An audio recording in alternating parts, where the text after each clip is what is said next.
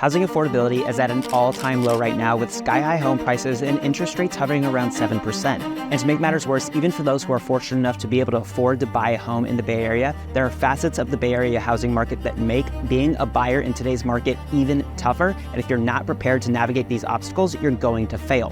I'm Austin Klar, your lawyer turned real estate agent in San Francisco and Marin County. I spent nearly 9 years working as a lawyer at one of the biggest law firms in the world in downtown San Francisco before getting into real estate. And now I represent buyers and sellers in the largest, most important financial decision of their lives, buying and selling their home.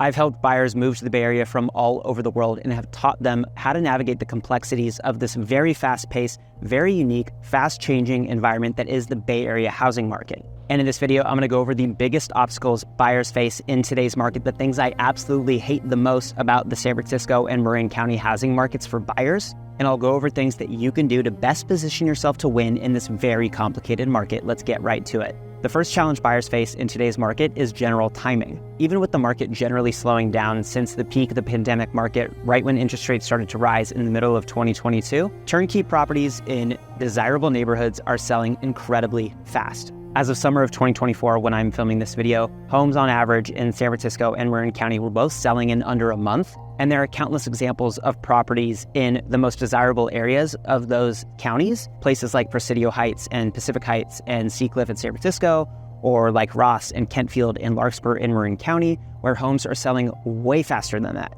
A lot of them sell in just a few days on the market, and there are plenty of examples of homes selling before they even hit the market. It's very common practice for desirable properties to come on the market, hold maybe 1 weekend of open houses, and then set an offer date for sometime the following week. So you have very limited time to actually get into the house, tour, and make a decision. Sellers are forcing buyers to the table by setting deadlines and creating a fear of loss if you don't submit an offer by the offer deadline. So what that means for buyers in today's market is they don't have nearly as much time as they did in prior housing markets to do tours, do their diligence, maybe visit the property multiple times, and take their time to actually make a decision. And this is particularly challenging for buyers who are moving here from out of state or out of the area. And even if you do live in the area, you have a full-time job. You have other obligations. Maybe you have kids, maybe you have family. You can't drop everything on a whim to go tour a property the moment that it comes up. So as a buyer in today's market, how do you account for this really fast-paced environment? Well, obviously you need to be relying on your agent, right? Your agent needs to be doing as much as possible to tour things in advance so that you're not wasting your time on properties that probably aren't going to be a good fit for you.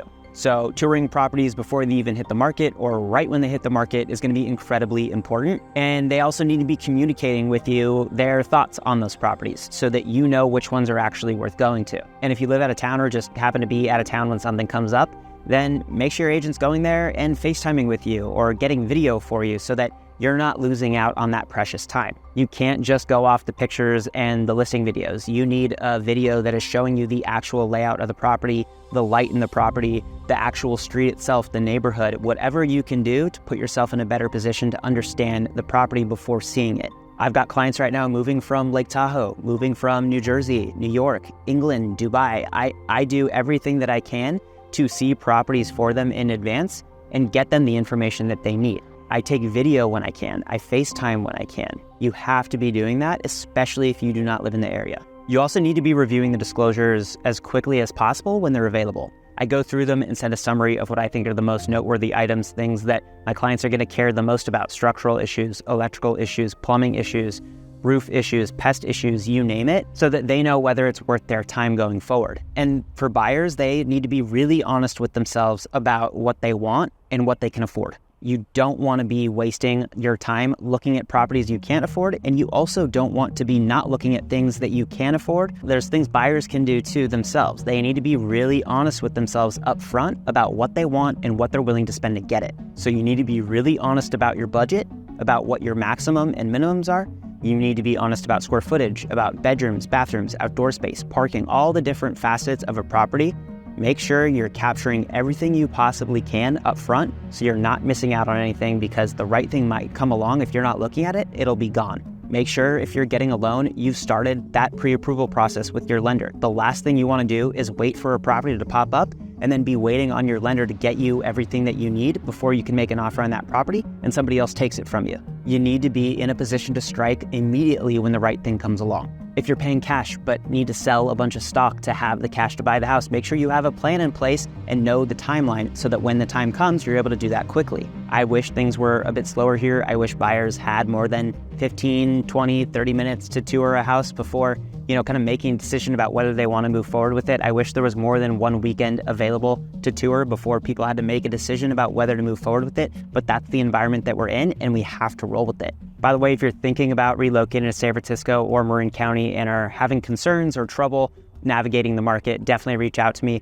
I've helped countless buyers move to those areas, and I'd be happy to help you. My contact information is in the description below. And if you want to stay up to date about the Marin County and San Francisco housing markets and what day-to-day living is like in each of these places, definitely subscribe to my channel because I make videos about that stuff every single week. Now back to the things that I hate about the housing markets here. The next thing that drives me nuts is the lack of price transparency. If you study the market, even for a few minutes, you will understand that there is often a huge discrepancy between what something is listed at and what something ultimately sells for. Sellers routinely set their list prices well below what the market value of a home is to drive action, drive competition, and create bidding wars. So if you're thinking about spending $2 million on a property, when you're searching, you can't necessarily rely on properties that are listed at 1.9 or 2 or 2.1. You might need to look at properties that are listed at 1.4, 1.5. There are so many examples of properties here selling $400, $500, $600, $1 million over ask. It's not because people are overpaying. It's because sellers are intentionally listing things super low. So how do you prepare for this as a buyer? Well, one of the best things that you can do up front when you're trying to figure out what the right number is for your budget, look at what has sold in the past. What has sold in the range that you're trying to spend that you actually would have put an offer in on?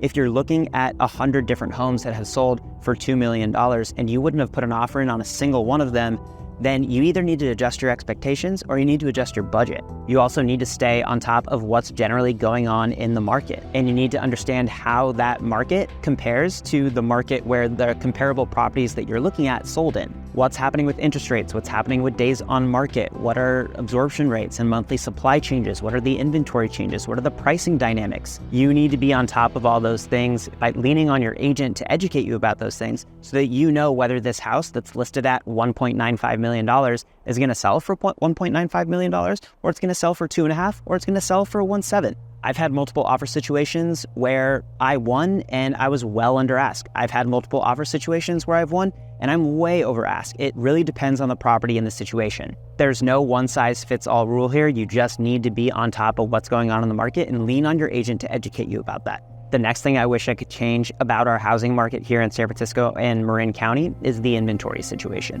When you combine the fact that homes are selling very quickly with the fact that there just aren't that many homes on the market, you get a really tough inventory situation. In San Francisco right now, there are less homes for sale at this time in July of 2024 than there have been in the past 10 years. People simply aren't listing their homes because most sellers are going to go buy another home, and it's really expensive to buy that next home right now because of where home prices are and where interest rates are. So a lot of people are staying put, and that's creating a lack of inventory. While we have people not listing their homes for sale and homes that are for sale selling really fast, we've had population dynamics change over the past decade. More people have moved here over the past decade. There are just more people here now than over the past decade. More people have reached the age of home buying than there were a decade ago. So not only do we have fewer homes actually for sale, we have more people vying for the homes that are available. So it creates a really tough competitive inventory shortage. That's why we've had such rapid price growth in the Bay Area over the past decade. That's why days on market are very low in San Francisco and Marin. That's why we have so many properties selling with multiple offers well over ask. So how do you navigate, a really tough inventory situation, especially in the market that we're in right now? Well, off-market properties are a good place to start. Off-market properties are a little bit more common in Marin County than they are in San Francisco, and that's because of different rules that apply in Marin County than in San Francisco, but they generally occur in both counties. In Marin, agents are allowed to post on places like Instagram and TikTok what properties are available, even if they're not putting that property on the MLS. So believe it or not, a great thing to do is, if you're looking in a particular area in Marin, is to follow a bunch of the agents that do a lot of business in that area. You will see a lot of inventory on Instagram or on TikTok or on YouTube, whatever the platform is, that isn't on Redfin or Zillow. In SF, you can't do that. If you are going to publicly market something, it has to be on the MLS. So really what you need to do in San Francisco is rely more on your network.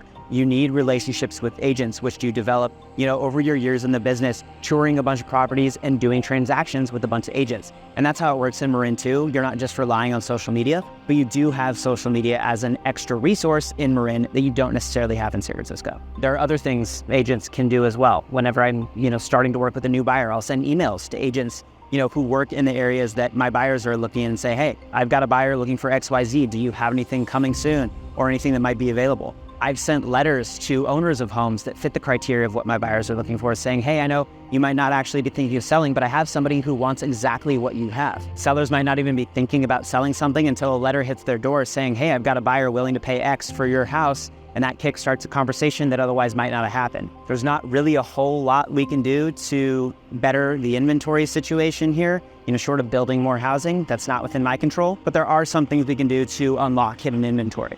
And the lack of inventory brings me to the next thing that I wish I could change about our housing market, and that's competition. As I mentioned before, because there's not a lot of inventory on the market, homes routinely sell with multiple offers. If something is turnkey in a desirable neighborhood, guess what? You're not the only person looking for that. You're most likely going to run into some competition. There's no way around that. So the best thing to do to manage that is to stay in constant communication, or for your agent to stay in constant communication with the listing agent. Understand what the state of play is, how many disclosures are out, how many people are actually reviewing the disclosures, how many people are asking questions, how many agents have said, hey, my clients want to write an offer. So really gauge as the process goes along what the activity situation is like, so you can see, are there going to be multiple offers, how many offers, what price range. You get whatever information you possibly can out of the listing agents. And a lot of times, because during the process I'm so over communicative with listing agents, they share a lot with me in response.